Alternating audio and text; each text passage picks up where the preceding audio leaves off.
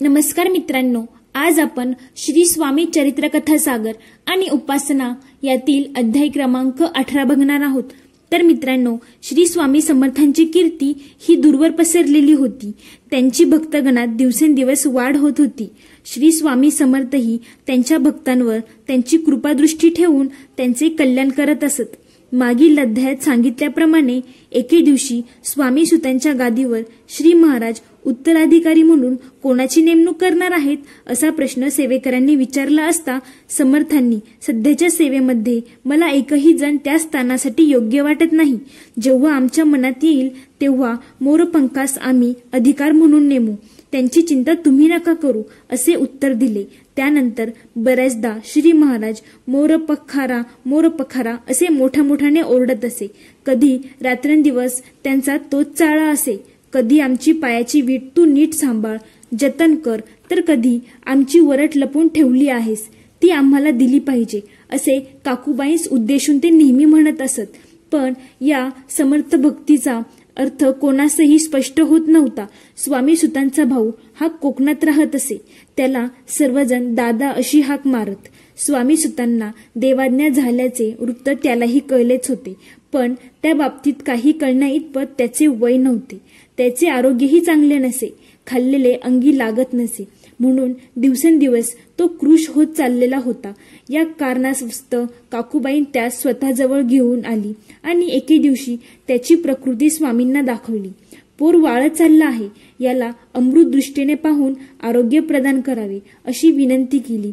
श्रींनी यास 4 वेळा जेवायला घाल, त्यानेच याला आरोग्य प्राप्त होईल आणि त्याच्या संबंधी आता चिंता करणे सोडून दे असा सल्ला दिला।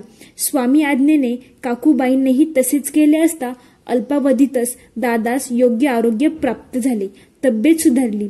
समर्थांची कृपा होताच रोग तरी कसा राहील। मोगलाईत केजगावी नानासाहेब नावाचे एक निस्सीम समर्थ भक्त होते।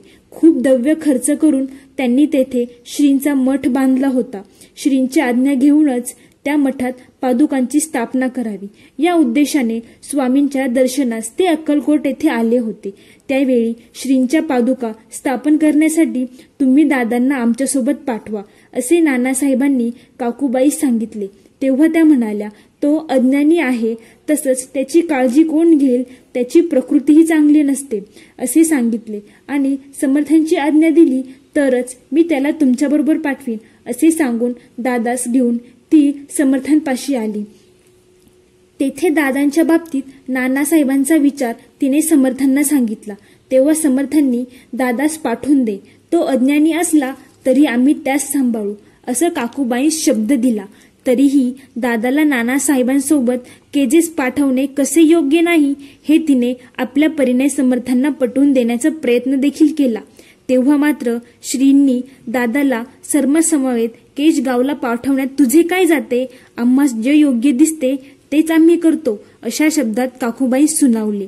तेव्हा कुठे दादास केजगावला पाठवण्यासाठी ती तयार झाली।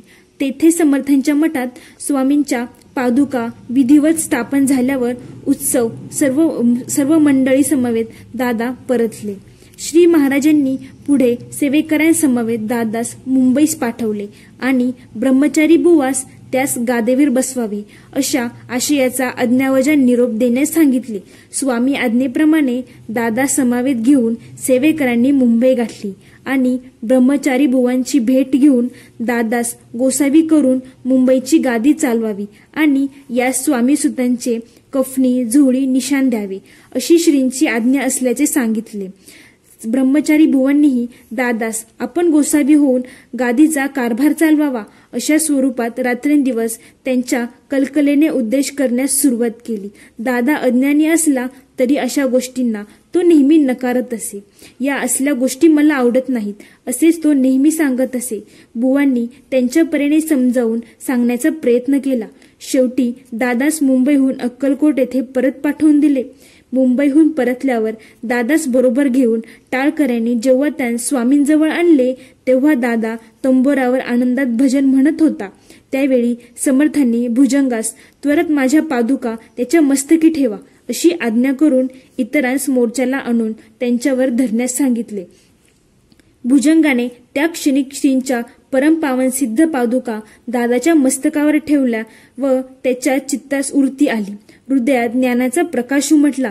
अज्ञान अंधकार निघून गेला आणि भजनामध्ये रंगून जात दादा देहभान विसरला.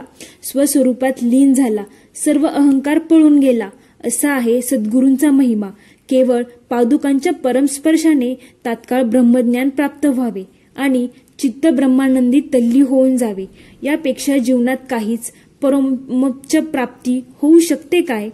सद्गुरु कृपांकित असा तो जीव धन्य म्हणावा लागेल. दादांची वृत्ती पाहून काकूबाई दचकली आणि समर्थांनी दादाला वेड लावले असे म्हणत, महाराज हे तुम्ही काय करता? दादाच्या डोक्यावर पादुका का ठेवल्या आहेत? अशी श्रींपाशी विचारणा करताच त्यांनी, या समयी आम्हास जे योग्य वाटते तेच आम्ही करणार आहोत. तू अकार बडबड करू नकोस असे स्पष्ट शब्दात सुनावताच काकू म्हणाला, एका गोसावीला बनवून आपण त्यास मारून टाकले, ते पुरे झाले नाही का? असे तीव्र शब्दांत काकूबाई उच्चारत समर्थांना अतिशय क्रोध झाला आणि या बाईला ताबडतोब खोड्यात घाला असे मोठ्याने समर्थ बोलले. त्या दुःख झालेल्या काकूबाईने अतिशय आकांत केला. नाना अपशब्दांचा मुखाने उच्चार करत कपाळ बडवून घेत अनर्थ आरंभला. पण तिच्याकडे दुर्लक्ष करून समर्थांनी दादास गोसावी बनवून कफनी झोळी देऊन केली. दुसरे दिवशी दादास समर्थांनी भिक्षा मागण्यास पाठवले. तेव्हा मात्र काकूबाईस अनिवार्य दुःख झाले आणि तशीच जाऊन श्रीचरणांवर लोळण घेत पदर पसरून करुणा भाकत जाऊन नानापरीने समर्थांना विनवीत ती अपार शोक करू लागली.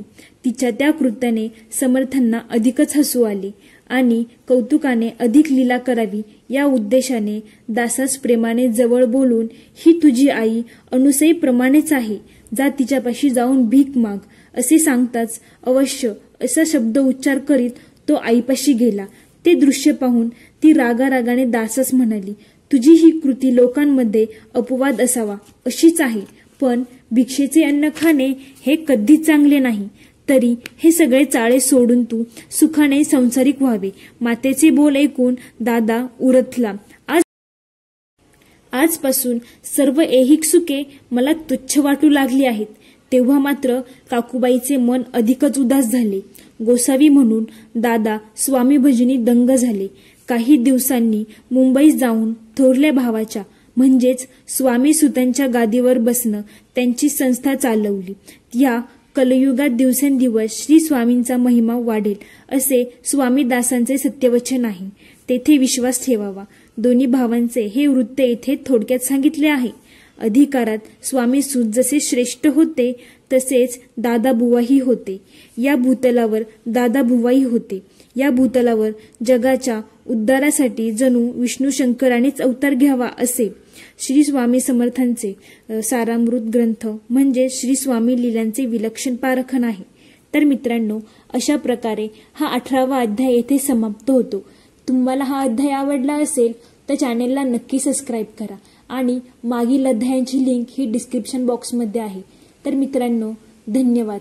बोला श्री स्वामी समर्थ.